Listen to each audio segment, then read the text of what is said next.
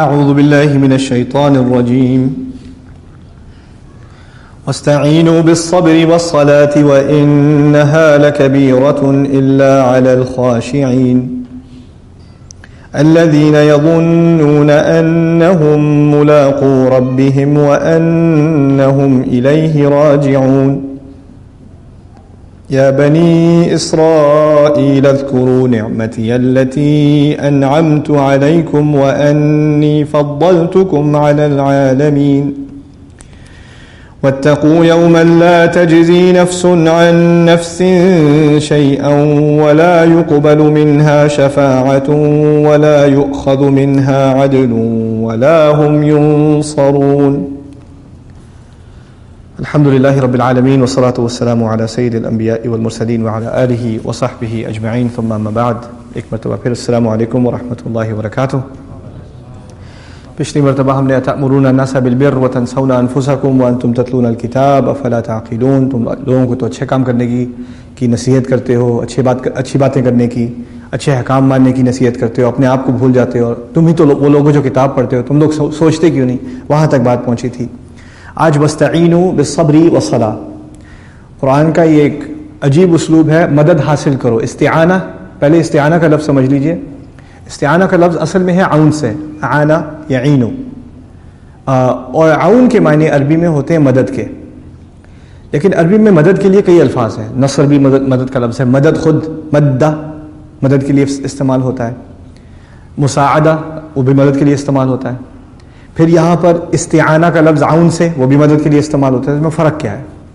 فرق اصل میں یہ ہے کہ اعانہ کا لفظ اور استعانہ کا لفظ اس وقت استعمال ہوتا ہے، میں آپ کو مثال دوں کہ فرض کریں آپ گاڑی چلا رہے ہیں، آپ کا ٹائر فلیٹ ہو گیا، اب آپ گاڑی سے نکل کے پیچھے سے ٹائر نکال کے آپ ٹائر چینج کر رہے ہیں، تو اگر آپ ٹائر چینج کرنے میں لگے ہوئے ہیں، جیک لگائے ہوئے ہیں اور گاڑی اٹھا رہے ہیں، اب آپ میں اتنی قوت نہیں رہی کہ آپ گاڑی کو مزید اٹھا سکیں، آپ پھنس گئے۔ اب آپ کو کس چیز کی ضرورت ہے؟ مدد کی ضرورت ہے۔ فرض کریں آپ کا ٹائر فلیٹ ہوتا ہے، آگے سے کوئی آتا ہے، آپ گاڑی میں بیٹھے ہیں، یار میرا ذرا ٹائر خراب ہو گیا، آپ ذرا چینج کر دیں گے؟ آپ گاڑی میں بیٹھے ہیں، اس سے سارا کام کرا رہے ہو، اسے عون نہیں کہتے۔ عون کہتے ہیں آپ خود کام میں لگے ہوئے ہو، آپ کے بس کی بات ہی نہیں رہی، آپ سے مزید کام ہو ہی نہیں سکا، آپ تھک چکے، اب آپ نے مدد مانگی، یعنی اپنی طرف سے آپ نے پوری کوشش کر لی، اس کے بعد مزید مدد مانگی، اسے عون کہتے ہیں۔ استعانہ کا لفظ اللہ تعالیٰ کے لیے استعمال ہوتا ہے، اللہ تعالیٰ سے مدد مانگنا، ہمارے یہاں ترجمہ ہے اللہ تعالیٰ سے مدد مانگنا، لیکن ایسی کوئی مدد نہیں مانگنا بیٹھے آرام سے، یا اللہ تعالیٰ مدد کر دے بس، نہیں، ایسی بات نہیں۔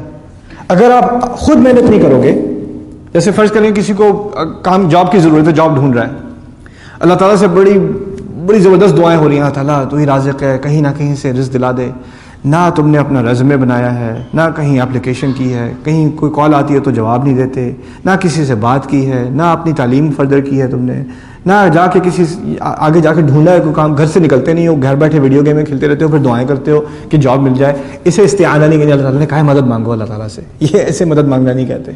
جب تک تمہاری طرف سے کوشش نہیں ہوگی اللہ تعالیٰ کی طرف سے مدد نہیں آئے گی، اسے استعانہ کہتے ہیں۔ اسی لیے فاتحہ میں کیا ہے؟ ایاک نعبد و ایاک نستعین، وہاں بھی جب مدد مانگ رہے ہیں تو اس میں تو اس مدد مانگنے میں تو آپ کی طرف سے بھرپور کوشش کا وعدہ پہلے سے ہی ہے، وہ تو عربی میں شامل ہے، سمجھی ہوئی بات ہے وہ۔ تو جو انسان اپنی طرف سے کوشش نہ کرے اس کو خدا کی طرف سے مدد کی کوئی توقع نہیں ہونی چاہیے، کوئی ضرورت نہیں ہے۔ اللہ تعالیٰ کو اب دو ایکسٹریم ہے، اس کو بھی سمجھنے کی ضرورت ہے۔ ایک طرف ایک ایسا انسان ہوتا ہے جو اپنی طرف سے کوشش کرتا ہے، پھر اس کو کامیابی بھی آتی ہے، اس کے دماغ میں یہ بات آ جاتی ہے کہ میری کوششوں کی وجہ سے کامیابی آئی ہے، وہ بھی غلط فہمی میں ہے۔ دوسری طرف ایسا انسان ہے جو کچھ بھی نہیں کرتا، ہاتھ ہی نہیں اٹھاتا، اور پھر کہتا ہے کہ یہ ساری میری ناکامیاں خدا کی وجہ سے ہیں۔ ایک طرف ایک انسان اس کو پورا اعتماد اپنی کوششوں پہ، دوسری طرف ایسا انسان جس کو پورا اعتماد صرف خدا کی قوت پہ، اپنے اوپر کوئی اعتماد نہیں۔ یہ دونوں گمراہیاں ہیں، قرآن ان دونوں کے درمیان ہے۔ قرآن کا قاعدہ یہ ہے تمہارے لیے مدد ہرگز نہیں آئے گی جب تک تم کوشش نہیں کرو گے، لیکن جو نتیجہ نکلے گا وہ نتیجہ تمہاری کوششوں کی وجہ سے نہیں، نتیجہ خدا کی مدد کی وجہ سے۔ تمہیں اگر خدا کی مدد کے لیے کوالیفائی کرنا ہے، نتیجہ چاہیے، تو کوشش تو کرنی پڑے گی۔ یعنی انسان بھرپور کوشش کرنے کے بعد اگر کامیاب ہو تو فوراً اللہ تعالیٰ کا شکر ادا کرے کہ اللہ تعالیٰ نے میری کوششوں کو اس لائق سمجھا کہ اس کا نتیجہ بھی نکلوا دیا۔ اور اس کو اچھی طرح اندازہ ہو کہ کوششوں سے نتیجہ نہیں نکلتا، کوششوں سے خدا کی مدد آتی ہے. اصل نتیجہ کوشش کا یہی ہے کہ خدا کی مدد آتی ہے، اللہ تعالیٰ کی مدد آتی ہے. یہ فلسفہ ہے قرآن کا. اس کو سمجھنے کے بعد وَاسْتَعِینُوا بِالصَّبْرِ وَالصَّلَاةِ، بنو اسرائیل سے اور ان کے ذریعے ہم سے کہا جا رہا ہے تم مدد حاصل کرو صبر کے ذریعے. صبر کے ذریعے مدد حاصل کرو. کیا مطلب ہے؟ جب صبر کرو گے، تم صبر دکھاؤ گے تو اللہ تعالیٰ کی طرف سے مدد آئے گی. تم میں صبر کا عنصر نہیں ہوگا، خدا کی طرف سے مدد نہیں آنی. اب بنو اسرائیل کو صبر کی تلقین، یہاں ان کو کون سا ٹارچر کیا جا رہا ہے، ان کی کون سی پٹائی ہو رہی ہے کہ انہیں صبر کی ضرورت ہے؟ بنو اسرائیل تو بڑے ٹھیک ٹھاک رہ رہے تھے مدینے میں. ان کو صبر کی کئی شکلیں ہوتی ہیں. صحابہ کو جو مکے میں مارا گیا ہے، ٹارچر کیا گیا ہے، وہ بھی صبر کی ضرورت تھی اس وقت. آپ کو کوئی تکلیف دہ بات کرتا ہے، آپ آگے سے جواب نہیں دیتے، اس کے لیے بھی صبر چاہیے انسان کو. انسان کسی مشکل صورت حال میں ہے، اس کے والدین اس کے ساتھ زیادتی کر رہے ہیں، یا وہ والدین کے ساتھ بچہ زیادتی کر رہا ہے، وہ بھی صبر کا معاملہ ہے. بھائیوں کی آپس میں لڑائی ہو جاتی ہے، اس کی صلح کرنی پڑتی ہے، وہ بھی صبر کا معاملہ ہے. لیکن یہاں کون سے صبر کا معاملہ ہے؟ یہاں وہ صبر ہے جو کوئی عالم ہے بنو اسرائیل کے، پڑھے لکھے لوگ ہیں، ان کے لیڈر ہیں، لوگ ان کی باتیں سنتے ہیں. اگر وہ مسلمان ہو جاتے ہیں، ان کے دماغ میں اسلام آ چکا ہے، دل میں اسلام اتر چکا ہے، اب مانتے سے ڈرتے ہیں، کیونکہ اگر مان گئے تو ان کی ساری پاپولیشن، ساری پبلک ان کو گالیاں دینی شروع کر دے گی.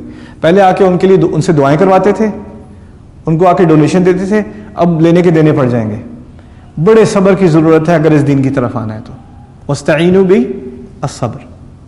پھر دوسری طرف تمہیں مدد کہاں سے ملے گی؟ الصلاۃ. مدد حاصل کرو نماز کے ذریعے.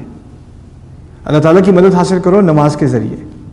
اللہ تعالیٰ کی مدد تمہاری پرسنل زندگی میں، نمازوں کے درمیان ہماری زندگی ہے، ٹھیک ہے نا. ایک نماز سے دوسری نماز کے درمیان یا آپ کام کر رہے ہیں، یا آپ کے گھر کے معاملے ہیں، یا آپ کا پرسنل معاملہ ہے، سارے معاملات آپ کی نمازوں کے درمیان میں ہیں. ایک نماز سے دوسرے نماز کے درمیان آپ جس طرح آپ کی گاڑی جو ہے وہ تھوڑی سی چلتی ہے، چلنے کے بعد اس کو دوبارہ گیس ڈالنی پڑتی ہے، گاڑی کو مدد چاہیے، انسان کو نماز چاہیے.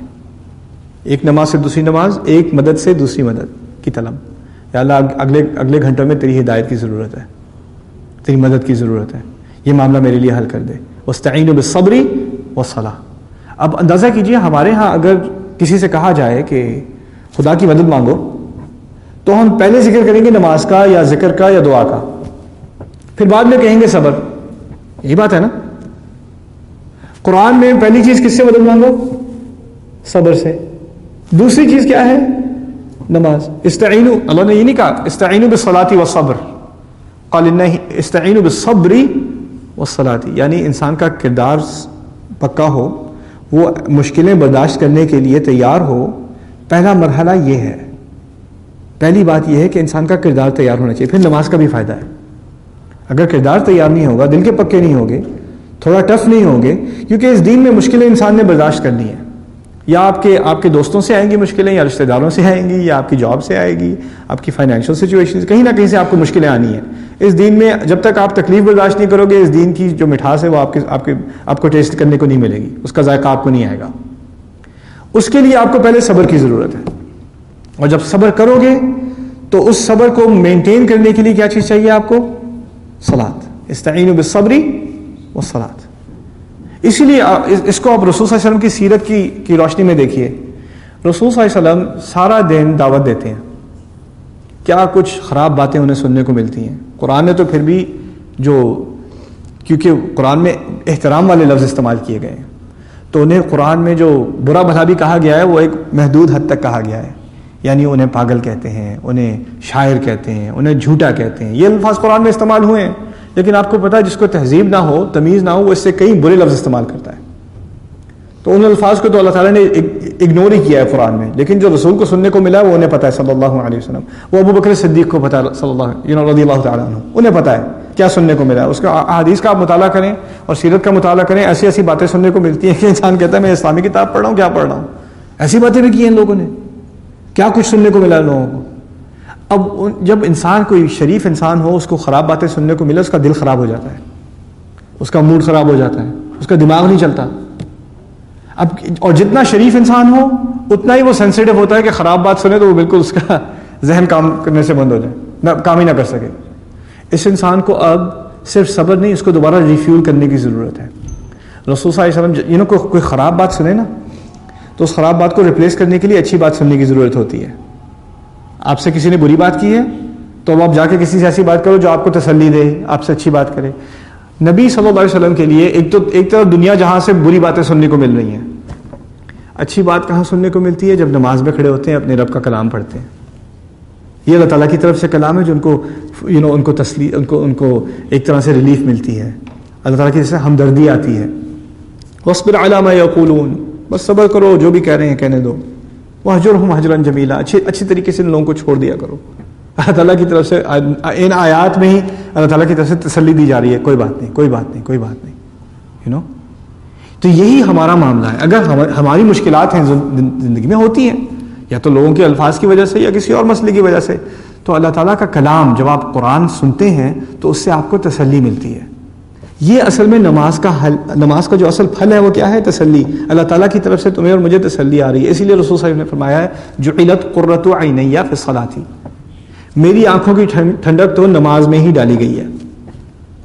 آنکھوں کی ٹھنڈک سے کیا مراد ہے؟ آپ جو عربی میں وہاں ہو رہا ہے وہ تقریباً اردو میں وہی معاملہ مانے ہے اس کا, تقریباً اتنا ہی, 90 اور 100 کا فرق ہے, 19-20 کا فرق ہے.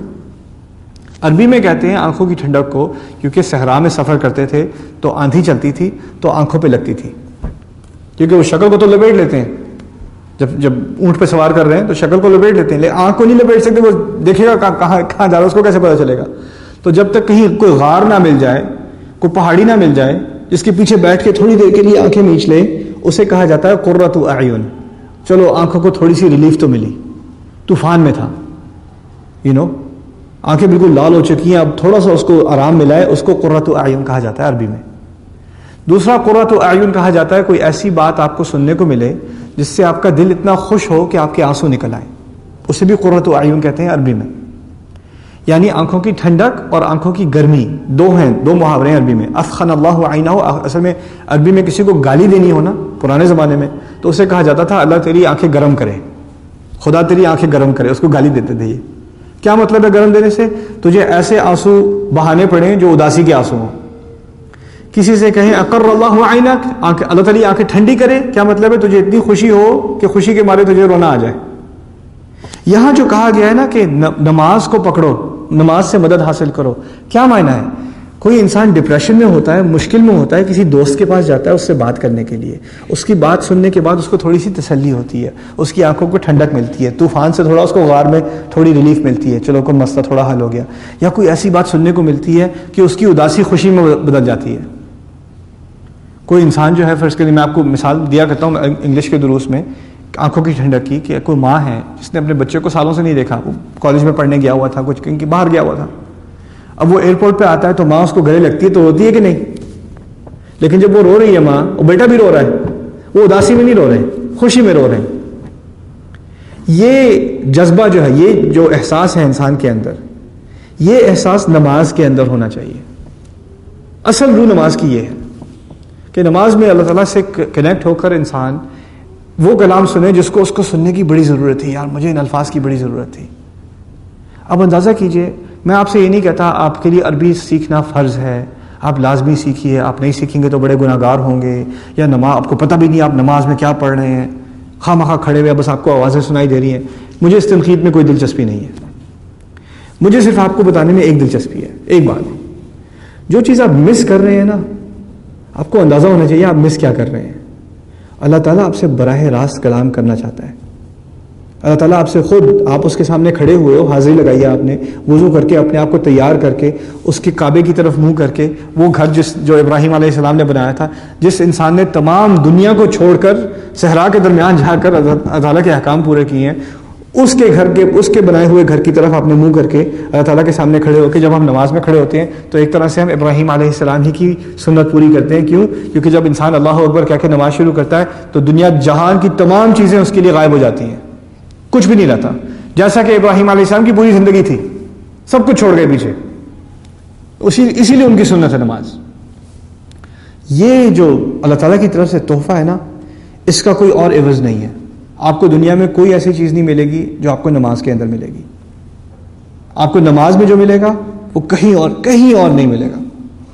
لوگ جو ہیں وہ روحانی پریکٹسز کرتے ہیں, چلو ابھی میں نعتیں سنتا ہوں، نعتوں سے میرا ایمان جو ہے وہ بڑھتا ہے، یا میں نشید سنتا ہوں، یا میں یہ اذکار کرتا ہوں، یہ ذکر کرتا ہوں، یہ تمام اذکار ٹھیک ہے، ان کا اپنی طرف فائدہ ہے، لیکن جو ذکر اللہ تعالیٰ کے نبی کو سکھایا گیا صلی اللہ علیہ وسلم، اور جو ذکر ان کے والد محترم ابراہیم علیہ السلام کی سنت، جو ذکر جب موسیٰ علیہ السلام اللہ تعالیٰ سے ہم کلام ہیں، اللہ تعالیٰ سے بات کر رہے ہیں، ڈائریکٹلی بات کر رہے ہیں، پہلی بات جو اب اندازہ کیجئے جو خدا سے بات کر لے وہ خدا کو کیسے بھولے گا؟ اللہ تعالیٰ سے بات ہو رہی ہے براہ راست موسیٰ علیہ السلام کی، اور انہیں بھی کہا جا رہا ہے اقیم الصلاۃ لذکری، اگر مجھے واقعی یاد رکھنا ہونا تو نماز پڑھا کرنا، نماز قائم کرو مجھے واقعی یاد رکھنے کے لیے۔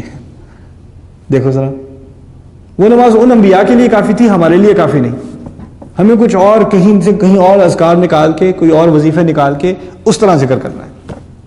جو خدا کی طرف سے دیا ہوا ہے وظیفہ ہے، اس کو تو ہم نے بس چھٹی کرو، جلدی جلدی جلدی سر مارو، سر پاؤ مارو اور نکلو، بہت جلدی ہے۔ واستعینوا بالصبر والصلاۃ، اور یہ اللہ تعالیٰ نے ہم پر یہ رول نہیں ڈالا، یہ حکم نہیں ڈالا کہ تمہاری زندگی مشکل ہو جائے، میری زندگی مشکل ہو جائے، خواہ وقت نکال کر پھر حاضری لگاؤ، پھر ایکسرسائز کرو، پھر واپس جاؤ، 4 رکھتے ہیں، ایک دفعہ 3 رکھتے ہیں، پھر 4 رکھتے ہیں صبح اٹھ کے۔ یہ کس کے لیے ہے؟ مدد کسے چاہیے؟ مجھے چاہیے اور تمہیں چاہیے۔ استعینوا، تم مدد چاہتے ہو، چلو میں تمہیں بتاتا ہوں کیسے مدد لو، یہ قائم کرو اپنی زندگی میں، دیکھو میری مدد کیسے آتی ہے۔ استعینوا بالصبر والصلاۃ وانھا لکبیرۃ، اور یہ تو بہت ہی بڑی بات ہے، یہ کسی عام لوگوں کے لیے کوئی آسان چیز نہیں ہے۔ انھا لکبیرۃ، کبیرہ کہتے ہیں عربی میں صرف نہ صرف بڑا ہونے کو بہت ہی مشکل چیز ہو، کو بہت ہی مشکل ہو، الا علی الخاشعین، سوائے ان لوگوں کے جو واقعی اللہ تعالیٰ کے سامنے اپنے آپ کو گڑ گڑا کر، اپنے آپ کو ہمبل کر کے۔ خاشع عربی میں صرف ڈرنے والے کو نہیں کہتے، وہ خاشی ہے، خشیہ، خشع ان خشیہ، تھوڑا سا عین کا فرق ہے، وہ یہ کا ہے خاشی، خشیت اللہ، خشوع۔ خشوع کہتے ہیں جب انسان کسی کے سامنے کھڑا ہو یا کسی کے سامنے اس کے احساسات ایسے ہوں کہ اس کے جلد کے بال کھڑے ہونے شروع ہو جائیں، نروس ہو جائے، اسے خشوع کہا جاتا ہے۔ اللہ تعالیٰ کے سامنے ایسے حاضری لگاؤ کہ نروس ہو جاؤ، خدا سے بات کر رہا ہوں۔ کوئی جاتا ہے انٹرویو میں جاتا ہے تو نروس ہو جاتا ہے بندہ، امیگریشن انٹرویو میں جاتا ہے نروس ہو جاتا ہے، ٹھیک ہے نا؟ کوئی جاتا ہے کہیں پہ اپلیکیشن دینے کے لیے نروس ہو جاتا ہے، کسی کو پولیس والے نے روکا وہ نروس ہو جاتا ہے، اس کے بال کھڑے ہو جاتے ہیں یہاں پہ۔ اللہ تعالیٰ فرما رہے ہیں میرے سامنے یہ نروسنس تمہیں ہونی چاہیے، یہ خشوع ہے۔ اللہ علی الخاشعین، اور باقی جن لوگوں کو خدا کا ایسا احساس نہ ہو ان کے لیے پھر نماز کا فائدہ اٹھانا، نماز سے مدد حاصل کرنا، ان کو تو ناممکن سی چیز معلوم ہوتی ہے۔ میں کیا کہنے کی کوشش کر رہا ہوں، آخر کار اسی آیت پہ اکتفا کرتے ہیں۔ آج جو بات میں آپ کے سامنے رکھنا چاہ رہا ہوں کہ نماز کے لیے ہمیں ایک ذہنی اور قلبی دل کی تیاری کرنے کی ضرورت ہے۔ نماز کے لیے وضو تو ہم کر لیتے ہیں، کپڑے صاف پہن لیتے ہیں، قبلے کی طرف رخ کر لیتے ہیں، جو دعائیں کرنی ہیں، جو صورتیں پڑھنی ہیں وہ ہمیں یاد ہیں، وہ ٹھیک ہے، وہ سب ظاہری ہے، وہ سب اوپر کی نماز ہے۔ وہ نماز کی اثر ہمارے اندر کیا ہو رہا ہے، خشوع کہاں ہے، یہ ایک ذہنی تیاری ہے۔ انسان کو اس بارے میں سوچنا پڑتا ہے کہ میرا خدا سے کیا تعلق ہے، اس نے کیا کیا حرکتیں کرتے مجھے دیکھا ہے آج، کن کن چیزوں کا وہ گواہ ہے، کن کن چیزوں میں اس نے میری مدد کی ہے، کیسا میں ناشکرا رہا ہوں۔ ان تمام چیزوں کا احساس کرتے وقت پھر انسان اللہ تعالیٰ کے سامنے نماز پڑھنے کے لیے کھڑا ہو، پھر آپ کو وہ مسائل بھول جاتے ہیں، میرے ہاتھ کہاں ہونے چاہیے، پیر کہاں ہونے چاہیے، جرابیں کیسی ہونی چاہیے۔ لوگوں کو یہ نہیں ہوگا تو نماز نہیں ہوگی، وہ نہیں ہوگا تو نماز نہیں ہوگی۔ میں تو کہتا ہوں یار تمہارا دل اگر حاضر نہیں ہے، دماغ حاضر نہیں ہے، تو پھر کون سی نماز ہے یہ؟ ہمیں صرف ان مسائل پر جو ہے ہماری سارا ذہن ان مسائل کی طرف گیا، سارا ذہن۔ رسول صلی اللہ علیہ وسلم کی اتنی خوبصورت حدیث ہے، صلو کما رأیتمونی اصلی، آخری بات کر رہا ہوں آپ سے، ایسے نماز پڑھا کرو جیسے مجھے دیکھتے ہو پڑھتے ہوئے، یہ کہا ہے انہوں نے صلی اللہ علیہ وسلم۔ ہم نے اس سے کیا معنی نکالا ہے، ہاتھ کہاں ہونے چاہیے، پیر کہاں ہونے چاہیے، اور رکوع میں کیسے کمر کیسے ہونی چاہیے، سجدہ کیسے، ہاتھ کتنی دور ہونے چاہیے، وہ باتیں سب اپنی جگہ ضروری ہیں، لیکن جو اصل رسول صلی اللہ علیہ وسلم کی نماز ہے، نماز میں کھڑے ہیں، اللہ تعالیٰ کے سامنے رو رہے ہیں، ایک آیت کو دوبارہ دہرا رہے ہیں، ہر آیت کے بعد ان کا ایک رسپانس ہے، ایک ری ایکشن ہے۔ کتنی سنتیں ہیں رسول صلی اللہ علیہ وسلم کی کہ قرآن کی آیت جو ہے وہ پڑھ رہے ہیں اور ایسے جیسے مکالمہ ہو رہا ہے، الیس اللہ باحکم الحاکمین بلا انک احکم الحاکمین۔ الیس ذلک بقادر علی ان یحیی الموتى بلی انک علی کل شیء قدیر. سورہ قیامہ کی آخری آیت ہے. کیا وہ ہستی اس قابل نہیں، اس میں اتنی صلاحیت نہیں کہ وہ مردے کو زندہ کر دے؟ بے شک، اور یہ قرآن کی آیت نہیں ہے، یہ رسول صلی اللہ علیہ وسلم کا آگے سے جواب. بے شک تو ہر چیز پر قادر ہے. اللہ اکبر. قرآن سے بات کر رہے ہیں رسول صلی اللہ علیہ وسلم نماز کے دوران. پھر کہتے ہیں ایسے پڑھا کرو نماز جیسے مجھے دیکھتے ہو پڑھتے ہوئے.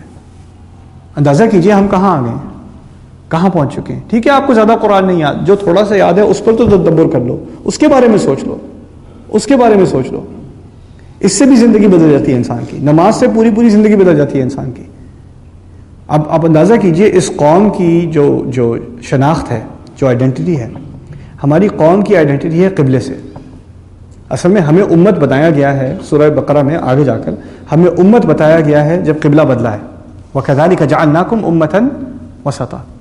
جب تمہارے نماز کا رخ واپس ابراہیم علیہ السلام کے بنائے ہوئے گھر کی طرف ہوا، تب تمہیں امت کہا گیا. ہماری امت کی اصل ہی نماز ہے، ہماری امت کی اصل نماز ہے. اسی لیے ہماری امت کو ملت ابیکم ابراہیم بھی کہا جاتا ہے. تم اپنے باپ ابراہیم کی ملت ہو، تم ان کا دین ہو، ملت دین کو بھی کہتے ہیں. یہ تمام چیزیں آپس میں کنیکٹڈ ہیں. تو اگر ہم نے اس امت کے بارے میں، اگر اس امت کا جو کنیکشن ہے خدا تعالیٰ سے، اللہ تعالیٰ سے، اس کو دوبارہ ریوائیو کرنے کی بات کرنی ہے، اس کو دوبارہ ریسٹور کرنے کی بات کرنی ہے، تو نماز پہلی چیز ہے. اگر نماز ریسٹور کرنی ہے تو قرآن کو ریسٹور کرنا پڑے گا، کیونکہ نماز اصل میں ہے کیا؟ اللہ تعالیٰ سے قرآن کے ذریعے بات کرنا. جب تک مسلمان کے دل میں قرآن دوبارہ ریسٹور نہیں ہوگا، نماز ریسٹور نہیں ہوگی. نماز بس ایک اوپر کی چیز رہے گی. تو یہ تمام دروس کا فائدہ کیا ہے؟ اگر آپ واقعی اپنے اندر ان آیات کو اور نماز کو ریسٹور کرنا چاہتے ہیں تو جن آیات کا درس سنتے ہو نا، ان آیات کو یاد کر لیا کرو. مجھ سے نہیں، کسی سے بھی سنو درس، کوئی بھی درس سنا، کہیں ایک درس کو 5 دفعہ 10 دفعہ ایک ہی درس کو سنو اور ان آیات کو یاد کرو، اور پھر ان آیات کو کہاں استعمال کرو؟ نماز میں، تاکہ جب نماز پڑھو تو کچھ سوچنے کو تو ملے. عربی نہ بھی آتی ہو اس کے بھی اور طریقے ہیں، کوئی مسئلہ نہیں ہے. تھوڑی سی تو کوشش کرو، پھر دیکھو اللہ تعالیٰ کی طرف سے کیسے مدد آتی ہے. اللہ تعالیٰ ہماری نمازوں کو خشوع سے بھرے. اللہ تعالیٰ ہمیں ان لوگوں میں سے بنائے جو صبر اور نماز کے ذریعے سے خدا کی مدد کے قابل ہوتے ہیں اور اس کے لائق ہوتے ہیں. بارک اللہ لی ولکم فی القرآن الحکیم ونفعنی وإیاکم بالآیات والذکر الحکیم. السلام علیکم ورحمۃ اللہ وبرکاتہ.